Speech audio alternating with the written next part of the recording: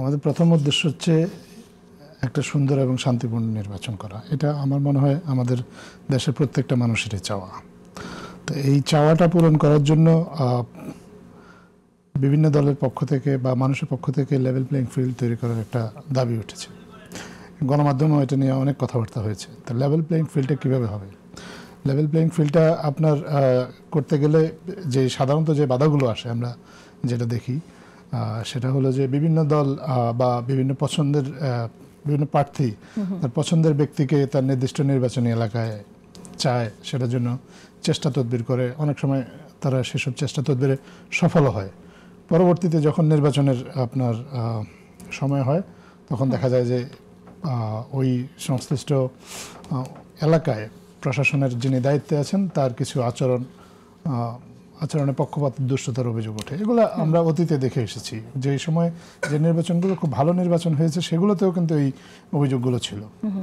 তো এখানে একটা উদ্দেশ্য, যখন নির্বাচনের প্রস্তুতি নিয়ে প্রথম যে বড় সভাটা হলো আমার ঠিক মনে নেই 3 থেকে 4 মাস আগে, সেখানে আমি ছিলাম। আমি মাননীয় প্রধান উপদেষ্টা যখন বললেন এবং ওনার কথা শুনে এসে আমরা নিজেরাও গণমাধ্যমে সেটা জানিয়েছিলাম যে লটারির মাধ্যমে প্রশাসনে এই কিছু পরিবর্তন আসবে।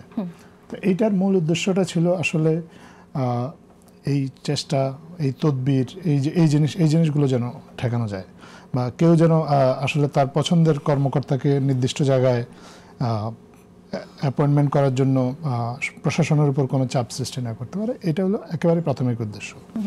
আমরা প্রথমে তো সরকারের পক্ষ থেকে একটা ফিট লিস্ট তৈরি করা হয়েছে যে এই ব্যক্তিগুলো, প্রশাসনের এই কর্মকর্তা যারা আছেন এনারা ডিসি হিসাবে যোগ্য, এনার প্রত্যেকেই যোগ্য। যারা যোগ্য তাদের অনেক কর্মকর্তার মাঝ থেকেই কিন্তু ওনাদেরকে বাছাই করে যোগ্য হিসেবে চিহ্নিত করা হয়েছে। ওনাদের সাক্ষাৎকার নেওয়া হয়েছে, ওনাদের অতীত রেকর্ড এগুলো দেখা হয়েছে। দেখা হওয়ার পরে একটা ওনাদের মধ্যে থেকে ওনাদেরকে যোগ্য সরকার মনে করছে যে এনারা ডিসি বা ইএনও বা এসপি হিসেবে কাজ করার যোগ্য। এখন ওনারা কোথায় কাজ করবেন? এনাদের মধ্যে তো কেউ কারোর সাথে হয়তো দেখা গেল যে এনারা কেউ কারো আত্মীয় বা কারো একটা নির্দিষ্ট জেলা আছে কারো, তো এইরকম যেন অভিযোগ না ওঠে। এখানে দুটি প্রশ্ন। একটি হচ্ছে যে যোগ্যতার বিচারটা যারা করছেন তারা আসলে কারা, এটি একটি ব্যাপার। আর দ্বিতীয় কথা হচ্ছে যে আপনারা যখন লটারির মাধ্যমে এটা করছেন তখন তো একজন ব্যক্তি ঠিক প্রত্যেকটা এলাকা তো একরকম না, বাংলাদেশে বিভিন্ন জায়গায় বিভিন্ন রকম ঝুঁকি আছে।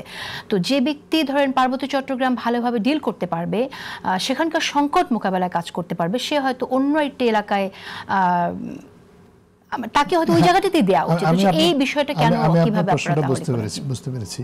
এই বিষয়টা নিয়ে আপনার প্রশ্নটা খুবই যৌক্তিক এবং এই বিষয়টা নিয়ে সরকার চিন্তা ভাবনা করেছে এবং এই বাছাই করার পরে আপনার যে এলাকাগুলো আছে সেগুলোকেও কিন্তু কয়েকটা জোনে ভাগ করা হয়েছে। Red zone, yellow zone, green zone. Red zone সেগুলো যেখানে ঝুঁকির পরিমাণটা বেশি, ইয়েলো জোন যেখানে ঝুঁকি আছে কিন্তু অত নাই, বা গ্রিন জোন যেখানে আমরা সরকার মনে করছে যে শান্তিপূর্ণ। তারপরে কর্মকর্তাদের মধ্যেও কিন্তু আবার ক্যাটাগরি করা হয়েছে যে A category, B category, C category, যারা সিলেক্টেড হয়েছেন তাদের মধ্যে। তো সেখানে আপনার যেখানে অধিকতর ঝুঁকিপূর্ণ বা কিছু এলাকা আছে যেখানে যেই জেলাগুলোতে আসন সংখ্যা অনেক বেশি, ঝুঁকি হয়তো কম কিন্তু আসন সংখ্যা বেশি, উদাহরণ যেমন কুমিল্লার কথা বলতে পারি, চট্টগ্রামের কথা বলতে পারি, ময়মনসিংহের কথা বলতে পারি, এই জেলাগুলোতে আসন সংখ্যা অনেক বেশি, ঝুঁকির মাত্রাটা হয়তো ভিন্ন থাকতে পারে। এই কনসিডারেশনগুলো কিন্তু নেওয়া হয়েছে। এই যে ক্যাটাগরিটা আপনি করলেন, এ বি সি ক্যাটাগরি করলেন, এই ক্যাটাগরিটা আসলে কারা করলো? মানে কি করে নিশ্চিত হবে সাধারণ মানুষ যে এখানে গোপনে কারো তদবির কাজ করেনি? এইটা তো আপনি যদি সন্দেহ সংশয় করেন, এটা আপনি আমরা সন্দেহ সংশয় না, কারণ আমরা কিন্তু উপদেষ্টাদের কাছ থেকেই শুনেছি যে 5 আগস্ট পরবর্তী সময়ে বিএনপি জামাত বিভিন্ন জায়গায় পদের রদবদলের জন্য তাদের তদবিরে হয়েছে, এরকমটা আমরা শুনেছি। আপনি এটা এরকম অভিযোগ আমরাও শুনেছি, কিন্তু আমি আপনাকে নিশ্চিত করে বলতে পারি প্রথমত একটা কমিটি করা হয়েছিল সরকারের পক্ষ থেকে। সেই কমিটি রাজনৈতিক দলগুলোর আপত্তির মুখে বা সরকার সেই কমিটি বাতিল করেছে, কিন্তু এই কাজটা তো কাউকে না কাউকে করতেই হতো। এবং আপনার রাজনৈতিক দলের নেতৃবৃন্দ যখন মাননীয় প্রধান উপদেষ্টার সাথে দেখা করলেন, উনি বলেছেন যে এই কাজটা সরাসরি ওনার তত্ত্বাবধানে হবে। সো আমরা এটা মনে করি এবং এটা আপনাদেরকে জানাতে চাই যে এই কাজটা আসলে সরাসরি ওনার তত্ত্বাবধানে হয়েছে। ওনাকে সহযোগিতা করার জন্য সরকারের উচ্চ পর্যায়ের বেশ কয়েকজন কর্মকর্তা ছিলেন, জনপ্রশাসন সচিব ছিলেন, ক্যাবিনেট সচিব ছিলেন, যাদের আসলে ওনাকে সহযোগিতা করার কথা। পাশাপাশি উপদেষ্টা পরিষদেরও কোনো সদস্যের উনি যদি প্রয়োজন মনে করেন পরামর্শ নিয়েছেন, সেটা একান্ত ওনার ব্যক্তিগত বিষয়। প্রধান উপদেষ্টার পক্ষে তো ডেফিনেটলি 166 জন ইউনো বা আপনার এই যে এসপি যাদেরকে করা হয়েছে তাদের সবার ডেটা প্রোফাইল ঘেটে সিদ্ধান্ত নেওয়া পসিবল না, নিশ্চয়ই এখানে অ্যাসিস্ট করেছে যেটা বলছেন। প্রধান উপদেষ্টা দেশ পরিচালনা করেন যখন, তখন ওনার দেশের সব কিছু ওনার নখদর্পণে থাকার কথা না। শুধু এই ইউনো বা আপনার কি বলবো যে জেলা প্রশাসক সেটা না, ওনার এই যে সরকারি পর্যায়ে যে এত কর্মকর্তা আছেন, ইভেন আমরা যারা সরকারের জন্য এখন কাজ করছি, আমাদের কাজটা হচ্ছে প্রধান উপদেষ্টাকে ওনার সিদ্ধান্ত গ্রহণের জন্য ওনার কাছে প্রয়োজনীয় তথ্য উপাত্ত উপস্থাপন করা, তারপরে সিদ্ধান্ত উনি দিবেন। কিন্তু ওনাকে সিদ্ধান্ত গ্রহণে সহযোগিতাটা করাটা সরকারের যারা আছেন তারা বিভিন্ন স্তরে বিভিন্ন ধরনের সিদ্ধান্ত, উনি যে শুধুমাত্র যে প্রশাসনের রদবদলের সিদ্ধান্তই প্রধান উপদেষ্টা দিবেন বিষয়টা তো সেরকম না।